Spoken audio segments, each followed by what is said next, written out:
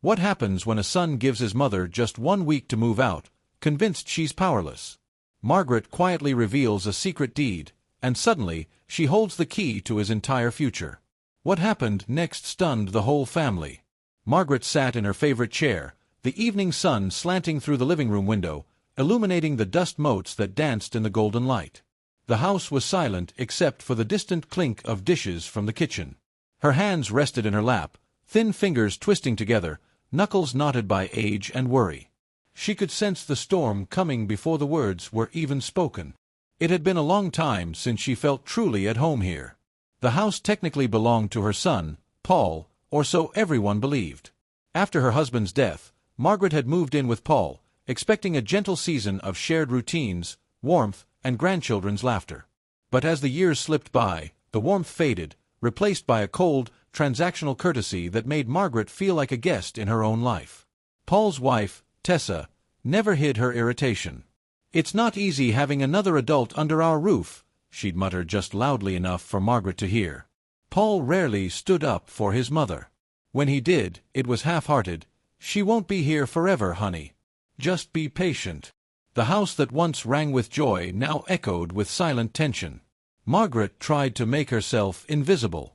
She took over the chores no one else wanted, scrubbing floors, tending the garden, making her legendary chicken soup for Sunday suppers. But every kindness was met with a thin smile or, worse, a sigh of inconvenience. Her room, once the sunniest guest bedroom, was gradually emptied of her keepsakes. Paul's kids, their own lives crowded with activities, barely noticed when their grandmother's old clock disappeared, or when the blanket she'd knitted vanished from the couch. The change came abruptly on a Friday evening. Margaret was folding laundry when Paul strode into her room, his jaw tight, his hands in fists. "Mom, we need to talk," he began. He didn't sit. "Tessa and I have discussed this. We can't keep living like this. It's not working. You need to find somewhere else to stay." Margaret's heart thudded in her chest. "How long?" she managed. "1 week," he replied, avoiding her eyes. "That's fair, isn't it? You can stay with Aunt Helen for a while. We'll help you pack. A week. 7 days to erase decades of memories, to empty drawers, to gather the fragments of her life." Margaret nodded slowly, her face an unreadable mask. She felt the world contract around her, everything familiar suddenly fragile and hostile. That night, Tessa was almost cheerful, making calls to retirement homes and dropping unsubtle hints at dinner. "You'll love it, Margaret. No chores, people your own age, so much to do." Paul sat quietly, pretending not to notice his mother's silence. Even the children seemed aware of the shift, their voices hushed and awkward. Margaret spent the next morning in the attic, sorting through old photo albums and boxes of her husband's letters. Each keepsake was a reminder of a life she had built, now swept aside by her own son. She could hear Tessa downstairs, discussing paint colors for the new office, the room Margaret still slept in. But Margaret was not as powerless as she seemed. While others saw a quiet, elderly woman clinging to the past, she was, in truth, gathering herself. Among the papers in the attic was a battered folder, its edges softened by years of handling. Inside was a collection of legal documents, her late husband's will, the original mortgage paperwork, and, most crucially, a deed of co-ownership signed long ago when the house was refinanced to cover Paul's failed business venture. Her name was right there, in careful ink. Margaret Callahan, co-owner, equal partner, with every legal right to the home. No one else in the family knew. Paul had begged her to sign years before, promising it was just a formality, that she'd never need to worry about a thing. He'd never mentioned it again. Neither had she. But Margaret had always kept the original, just in case. That night, after everyone had gone to bed, she sat at her desk under the glow of a small lamp. She reread every word on the deed, her mind clear and focused. She wasn't ready to use it, not yet. There would be a right moment, and when it came, the roles would be reversed in an instant. For now, Margaret moved through the house as she always had, quiet, polite, invisible to those who thought her powerless. But deep inside, she carried a secret no one could take from her. The knowledge that, when the moment arrived, she held the key not just to her own future, but to Paul's entire life. The week that followed felt both surreal and cruelly real. Each morning, Margaret woke before dawn, her mind thick with disbelief. She found herself moving through her routines in slow motion, folding towels, washing dishes, straightening the living room, the mundane acts suddenly filled with a heavy finality.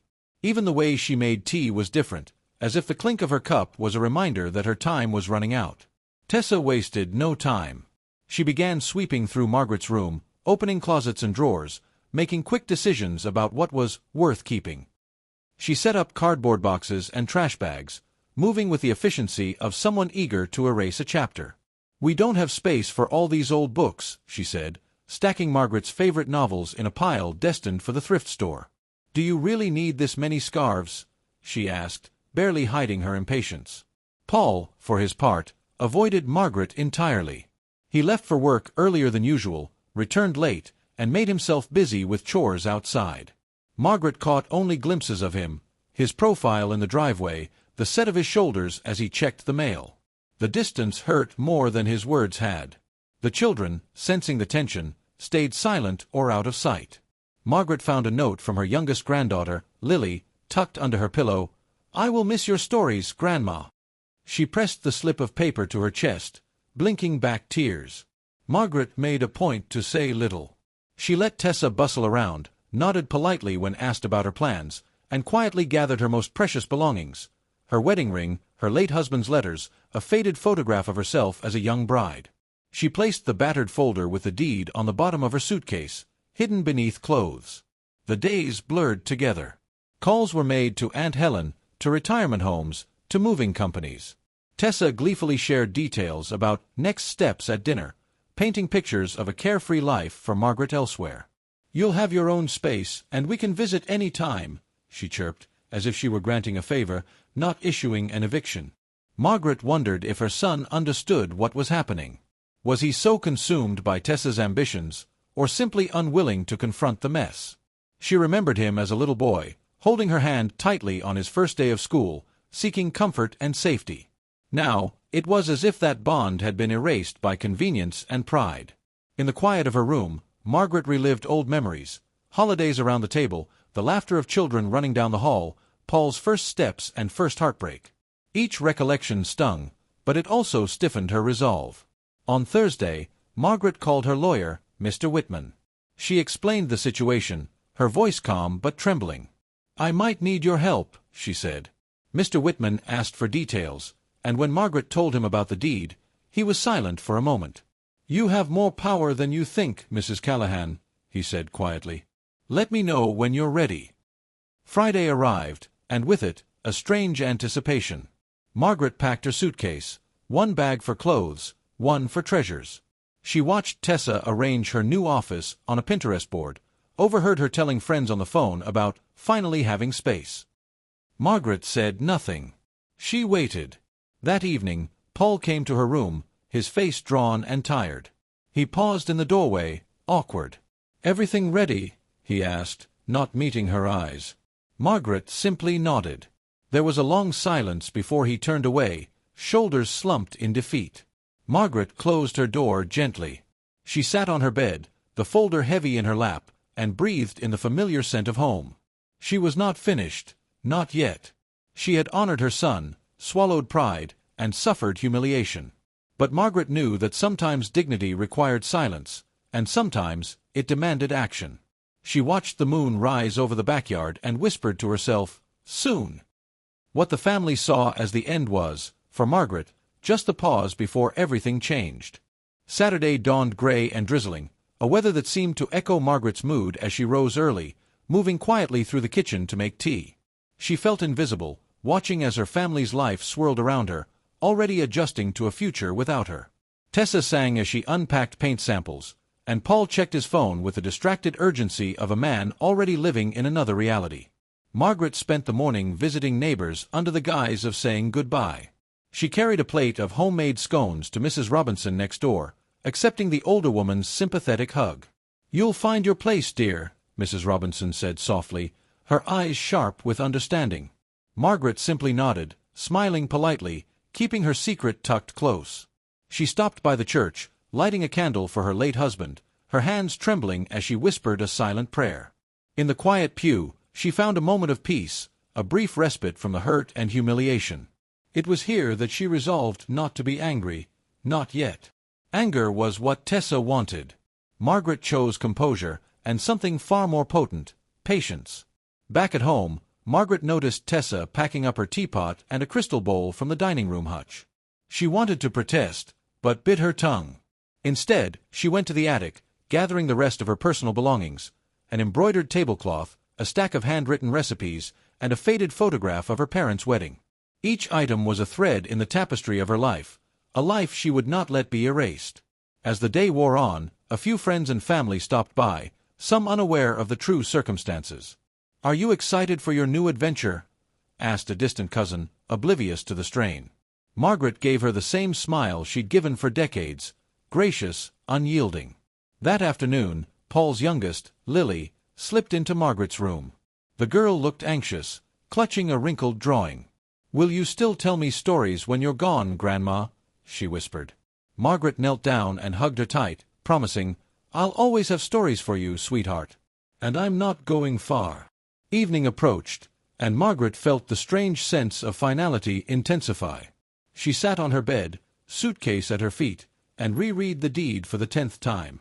The legal lines of ownership, her name inked in indelible black, filled her with both comfort and anticipation. 4 years, she'd been dismissed, her opinions, her wishes, her place in the family.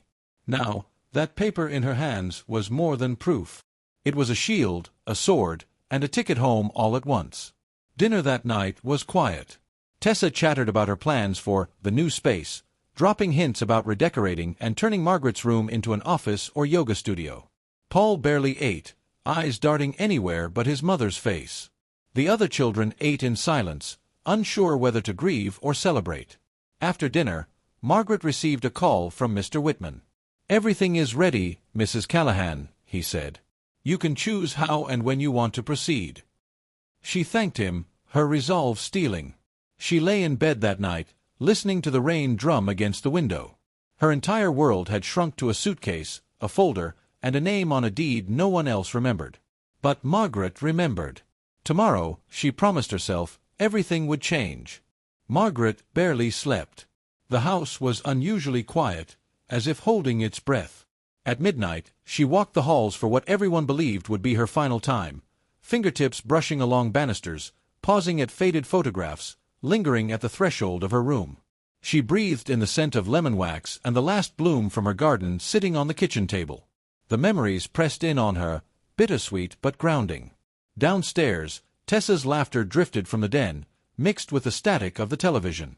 Paul's voice was a low murmur, tense as he spoke on the phone to his sister Helen. Margaret caught only fragments, words like transition, for the best, and finally our own space. She retreated without a word, her heart pounding but her resolve never clearer. By dawn, the rain had stopped. The house felt different, as if the storm had cleansed it, though only Margaret knew just how much was about to change. She dressed carefully, wearing the brooch her husband had given her for their 20th anniversary. Breakfast was an awkward ritual, Tessa bustling, the children silent, Paul tense. Margaret made tea, her hands steady, her face calm. After breakfast, Tessa thrust an envelope toward her. "It's the info for the assisted living place. They'll be expecting your call." She tried to sound cheerful, but her impatience flickered at the edges. Margaret accepted the envelope, tucking it inside her bag, not revealing her thoughts. Paul stood by the front window, watching the driveway as if waiting for someone to save him. When Margaret finally spoke, it was with quiet authority. "I'll finish packing after lunch. Thank you for everything." Her words hung between them, weighted with meaning no one dared unpack. Margaret spent the morning saying her private goodbyes to every room. She ran her fingers along the piano keys, hummed an old lullaby in the nursery, and sat in the garden one last time, letting the autumn breeze tangle her silver hair. Lily slipped out to find her there, climbing into her lap. "I don't want you to leave," the girl said quietly. Margaret held her close, tears pricking her eyes for the first time in days. "Sometimes, sweetheart, people forget what's important. But that doesn't mean we have to forget, too." As lunch approached, Mr. Whitman called again. "Are you ready?" he asked. "I'll be there in an hour." Margaret's heart thudded. "Yes," she replied, voice unwavering. She returned inside, closing her bedroom door behind her. She placed the battered folder atop her suitcase, hands resting on its surface as if absorbing its strength. The past week played through her mind, the humiliation, the pain, the coldness of her son and daughter-in-law. But none of it outweighed the sense of purpose that now anchored her. At exactly 1 o'clock, the doorbell rang. Paul glanced at Tessa, irritation flashing in his eyes. "Who is that?" he muttered. Tessa shrugged, clearly annoyed by the interruption. Margaret moved to answer, her steps slow but steady. She opened the door to find Mr. Whitman standing tall, briefcase in hand, his expression serious but kind. "Ready, Mrs. Callahan?" he asked gently. Margaret nodded. "It's time." She ushered him inside, closing the door behind her with a calmness that, for the first time, made Tessa pause. As everyone gathered in the living room, Margaret stood beside her lawyer, folder in hand, and prepared to finally reveal the truth that would upend everything her family thought they knew.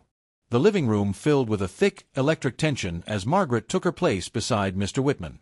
Tessa, caught off guard, stood with arms crossed, her confidence wavering for the first time in days.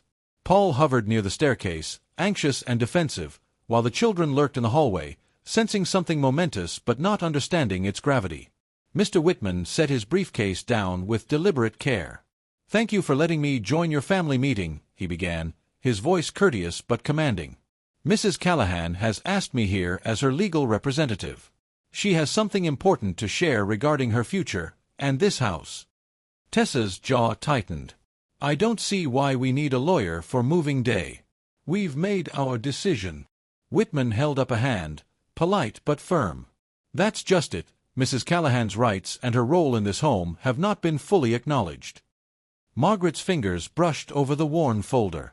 She looked first at Paul, searching his eyes for the son she remembered, then at Tessa, whose composure had begun to crack.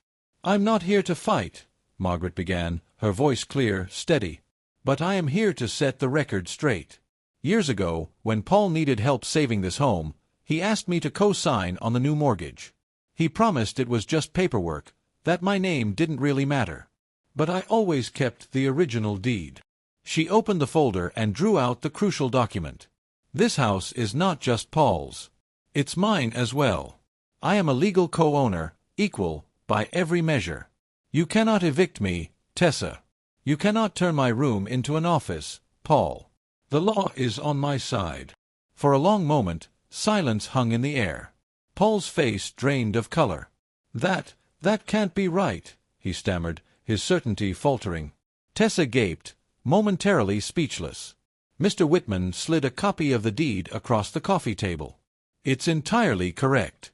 I have verified it with the county records. Any decision about this property must have Mrs. Callahan's consent, and any attempt to remove her against her will is, in fact, illegal." Tessa's composure snapped. "You never said a word. You let us make plans. How could you just stand by and—" Margaret met her gaze, her voice quiet but unyielding. "I stood by because I believed in family, in patience, and in giving my son a chance to remember his promises. I have never wanted conflict. But I will not be erased from my own home." Paul's shoulders sagged under the weight of truth and shame. The children peeked around the corner, watching their parents flounder. Mr. Whitman continued, "I suggest we have an honest discussion about how to move forward. Mrs. Callahan will not be leaving. In fact, I recommend you all consider her needs if you wish to remain here yourselves." The afternoon spun out in difficult conversations. Tessa paced, furious and wounded, her dreams of a new office and easy independence dissolving before her eyes. Paul sat on the couch, head in his hands, silent for the first time since the ultimatum. The children drifted quietly through the rooms, watching their family's world turn inside out. Margaret returned to her bedroom as the sun set, clutching the deed and her dignity. She felt a surge of relief and bittersweet triumph. For the first time in years, she could breathe freely in her own home. The roles had shifted. Margaret was no longer the unwelcome guest. She was the cornerstone. And as the house settled into a new, uneasy quiet, Margaret knew this was only the beginning of reclaiming everything she'd lost. The days that followed the revelation were thick with awkward silences and fragile truces. The mood of the house shifted, uncertain and watchful, No one dared speak of moving day again. Tessa's Pinterest boards for the new office disappeared from her phone, replaced by anxious glances and forced civility. She tiptoed around Margaret, avoiding confrontation, her confidence evaporating as the reality of Margaret's power settled into every corner of the home. Paul, stripped of his authority, went through stages of denial and embarrassment. He spent long hours away from the house, returning late and sullen. Once, Margaret found him in the kitchen at midnight, staring at a childhood photo of himself on the fridge, tears in his eyes. She said nothing, simply placed a gentle hand on his shoulder before heading back to bed. Margaret took her time reclaiming her place. She unpacked her suitcase, returning her books and photos to the living room shelves. She moved her clock and her favorite armchair back to the window, letting the light stream over the same spot where she'd once nursed Paul as a baby. She called her lawyer to ensure that all documents were now securely registered in her name and checked in with the county clerk for added peace of mind. Meanwhile, Tessa retreated, nursing her wounded pride in silence. She told friends vague stories about unexpected legal issues, avoiding any mention of her failed coup.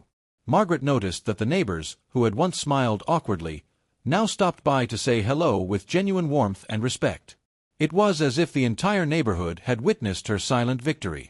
Mornings in the house were quieter, but the chill that once hung in the air began to thaw. The children tiptoed back into Margaret's room, drawn by the familiar scent of her rosewater lotion and the soft hum of her stories. She baked again, filling the kitchen with the aroma of cinnamon bread and apple pie. For the first time in months, laughter floated down the hallway, cautious but real. Paul eventually found the courage to apologize. One evening, he knocked on Margaret's door, his face drawn and serious. "I'm sorry, Mom. I forgot who built this house, who saved me when I was down. I let Tessa push too hard. I should have listened. I hope you can forgive me." Margaret looked at her son, seeing not just the man, but the frightened boy who once clung to her hand. "I forgave you the moment you asked me to stay. But forgiveness doesn't mean forgetting. We have to move forward, with honesty and with boundaries." They talked for a long time, about family, about mistakes, about what it means to truly belong somewhere. For the first time, Paul listened. With her position secured, Margaret invited Aunt Helen and a few old friends over for tea, letting the house come alive with voices and memories once again. She met with her lawyer and updated her will, ensuring that her legacy and her dignity would never again be so easily threatened. The new order in the house was not without tension, but it was real. Tessa learned to ask permission before touching Margaret's things. The children hugged her freely, relieved that their grandmother wasn't leaving after all. Paul made plans to contribute more around the house, finally growing into the role of a responsible adult. Margaret had not only saved her home, she had rewritten the rules. No longer invisible, no longer afraid, she took her place at the heart of her family. And deep down, she knew the most important truth of all: when you hold the key, you decide who comes and who goes. Spring arrived early that year, brightening the house with a promise of renewal. For the first time in a long while, Margaret felt at ease moving through the rooms she'd once been made to tiptoe around. The daffodils she'd planted decades ago bloomed along the walkway, a gentle reminder that roots, once deep enough, are almost impossible to pull out. The family adjusted, awkwardly at first, to the new reality. Tessa, chastened but slowly thawing, began to involve Margaret in family plans, not out of obligation, but from genuine recognition of her place. She started seeking Margaret's advice on recipes, household fixes, even her own worries about the children. The children themselves, having seen the storm pass, gravitated toward their grandmother's gentle presence with a kind of relief, their laughter once again a natural sound in the home. Paul became more present. He and Margaret developed a new rhythm, sometimes working together in the garden, sometimes simply sitting quietly over coffee. There were days when tension lingered, when old wounds stung, but more often there was a cautious trust rebuilding. Margaret watched her son slowly transform, not just into a responsible adult, but into a man capable of humility and gratitude. With her legal standing now unassailable, Margaret decided it was time to set new terms for her future. She called a family meeting on a Sunday afternoon, inviting Aunt Helen and even a couple of neighbors who had supported her quietly throughout the ordeal. Margaret stood in the living room, the deed in her hand, and spoke calmly. "This house is not just a building. It's where our family's story is written. I will not be treated as an afterthought, nor will I tolerate anyone else being dismissed or diminished. From now on, decisions about this home will be made together, with respect and love, or not at all." There was a long silence. Then Paul nodded, eyes shining with understanding. Tessa managed a quiet, genuine apology.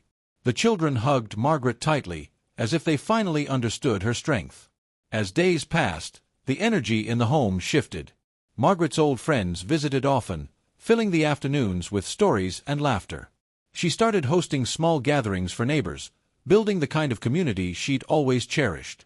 Her garden flourished, and for the first time in years, so did her sense of belonging. Margaret never lorded her victory over her family. Instead, she modeled what it meant to forgive without forgetting, to protect without pushing away, and to stand firm with quiet dignity. The key to the house, once a symbol of her vulnerability, became a symbol of her resilience. One quiet evening, Margaret sat in her favorite chair, sunlight pooling at her feet, and allowed herself a deep breath.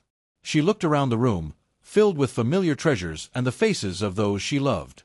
She had been told to leave, to give up her place, to fade away. But she had refused. In the end, Margaret understood the truth that her family, especially Paul, would never forget. Sometimes, the quietest person holds the key to everything. And from now on, she would never let it go.